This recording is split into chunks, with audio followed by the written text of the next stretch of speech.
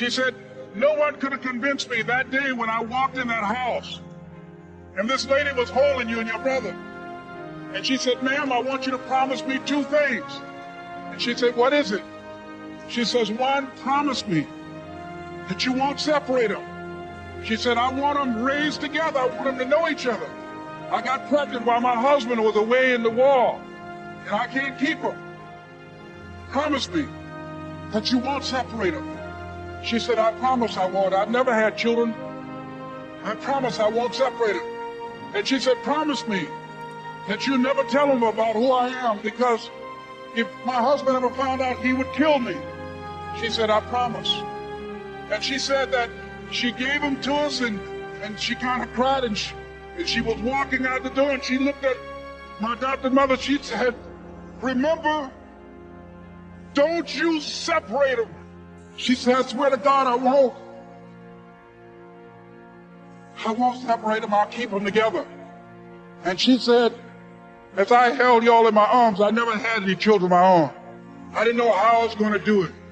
But I knew with the help of God, I will do it. And ladies and gentlemen, my mother had a dream of having children and raising us. She didn't know how she was going to do it.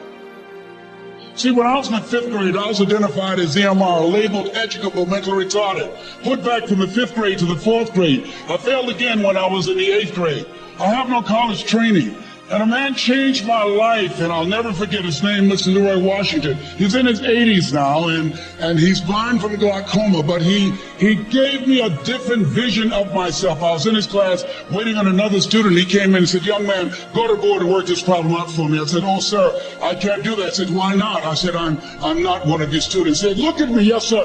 Go to the board and work the problem out anyhow. I said, sir, I can't do that. He said, why? I said, sir, because I'm educable mentally retarded, sir. I'm in special education. And the students started laughing. They said, that's Leslie. That's not Wesley. He's DT. Wesley is the smart twin. He said, what does DT stand for? I said, I'm the dumb twin, sir. And as the students laughed at me, he came from behind his desk, he looked at me and he said, don't you ever say that again. Someone's opinion of you does not have to become your reality. On one hand, I was humiliated, but on the other hand, I was liberated, because he looked at me with the eyes of Goethe, who said, look at a man the way that he is, he only becomes worse. But look at him as if he were what he could be, then he becomes what he should be. And so we developed a relationship. And one of the things that I can just tell you as you think about your goals and dreams, all of us can say in a spirit of integrity that it's possible. That if anybody at any point in time lived their dream, then it's possible that I can live mine. And what I did was, I made a mistake. I looked at my goals and dreams, and my mind said, how will you do that? I went from my heart to my mind, and I stayed up there for 14 years. 14 years. I can't bring those 14 years back. Those years are gone. And I've made a mission in my life to help people to stop putting it off and procrastinating. Here's what I want you to look at. There are winners, there are losers, and there are people who have not discovered how to win. And all they need is some coaching. All they need is some help and assistance, just a little support. All they need is some insight or different strategy or plan of action to make some adjustments that will open up the key to a whole new future for them, that will give them access to the unlimited power that they have within themselves. That's all that they need. So what I want you to do is think about something you want for you, that's real for you, that's important for you, that will give your life some special meaning and power. And I don't even want you to say, I can do that. I don't want you to assume that. See, 5 years ago, when I started out in this area, I would not have been able to make the mental leap that I would be up to where I am right now. I don't want you to begin to just psych yourself out. No. I want you to be able to say something to yourself that will enable you to maintain a level of integrity with yourself. That when you say this, even when you face tremendous setbacks, it will be a benchmark to keep you in the game, to keep you moving forward and experimenting and readjusting your strategy and your plan of action, continuously looking for ways to win. So what is that something? You got an idea you want to move on. You might not have the money. You might not have the education. You might not have the support or the resources you need. What is that something that can keep us going, that will enable us to act on our dream? What's one of those keys that will begin to help us to discover the secrets to our dream? Here's what I want you to repeat out to me, please, with power and conviction. Say, it's possible. That's all I want you to do when you look at your dream. Just say to yourself every day, it's possible. Just say that every day to yourself, it's possible. Because what does that do? See, it begins to change your belief system.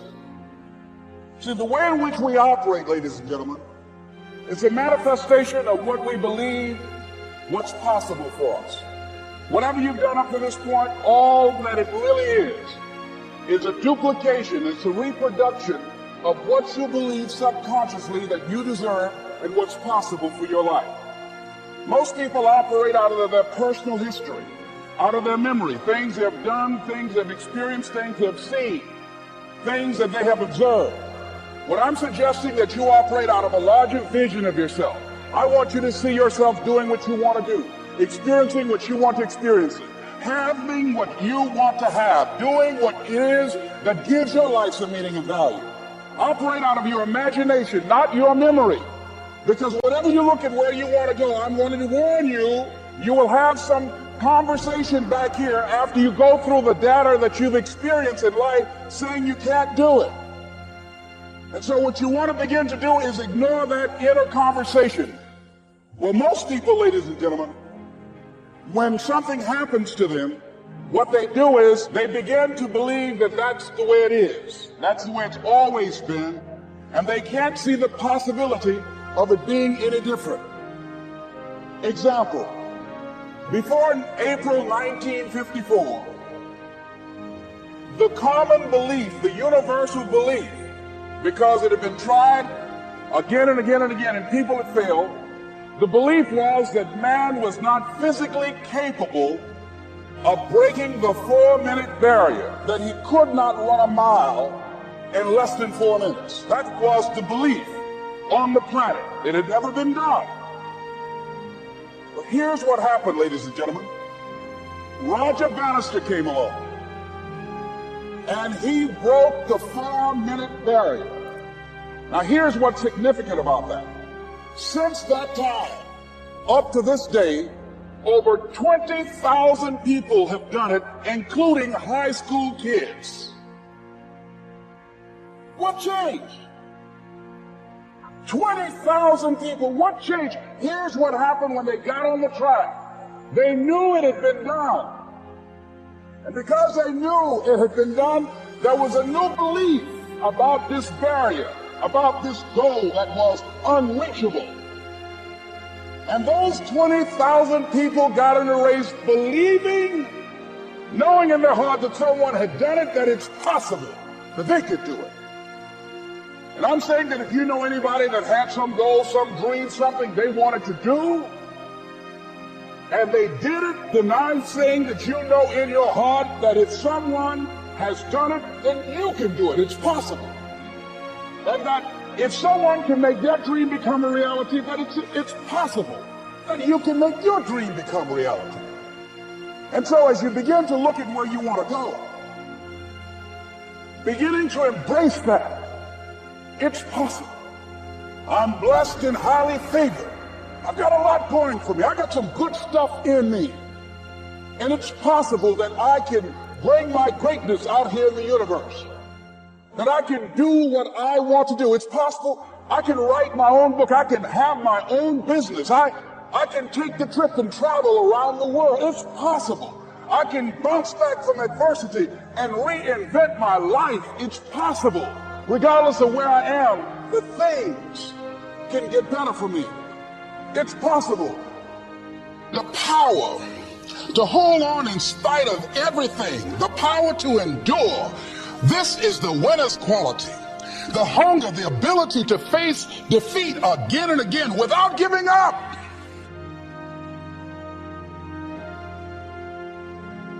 This is a winner's quality. You have that quality within you. When you're hungry, you don't care about the facts. You don't care about the odds. There's greatness in you. And you've got to learn how to tune out the critics outside and the critic inside. I'm going to do this. I'm going to harness my will. And I'm not going to let anything stop me. I deserve this. If you want something, you have got to be relentless. You've got to learn how to become resourceful. You've got to learn how to become creative. When crises strike in your life, and in the Chinese language, crisis means danger, but it also means opportunity. And this is an opportunity for you to grow. And you've got to be so relentless, regardless of what comes down the path, that you're always looking for a way to get over, always looking for a way that you can break through, always looking for a way that you can win, always looking for a way that you can strike a telling blow. Live your life with passion, with some drive. And so if you don't have any fire, you've got to watch the people, the relationships that you develop. Have people of kindred mindsets. If you're around folk who are dead and negative all the time, they will affect you. You want people that are around you that have smiles on their faces, looking good. You've got to watch your countenance, watch your face. Have an uplifted expression. Watch your body posture. All of these things affect you psychically. You are unstoppable. And because you are unstoppable, because you've got power that you haven't even begun to use yet, you owe it to yourself to release your brakes. How many of you have the experience of pulling out of your driveway and you mashed on the accelerator and the car was just going, and couldn't move, and you mashed harder and it couldn't move, and then you discovered you had your emergency brakes on. And then you release those emergency brakes and it goes, choo! Have you ever had that experience before? Most of us go through life with our brakes on, holding back, not giving all that we have, not sharing all of ourselves. Most of us go to our graves still holding on, rather than releasing it. What are some of those things that keep us from releasing it? Because of past experiences, past defeats, past pain. That if my speech tonight doesn't work, it doesn't mean that I'm a bad speaker. It means that what I did didn't work tonight. And I've got to separate what I do from who I am. And don't give up on yourself. Don't throw the towel in so quickly. Many people give up on the 1 yard line.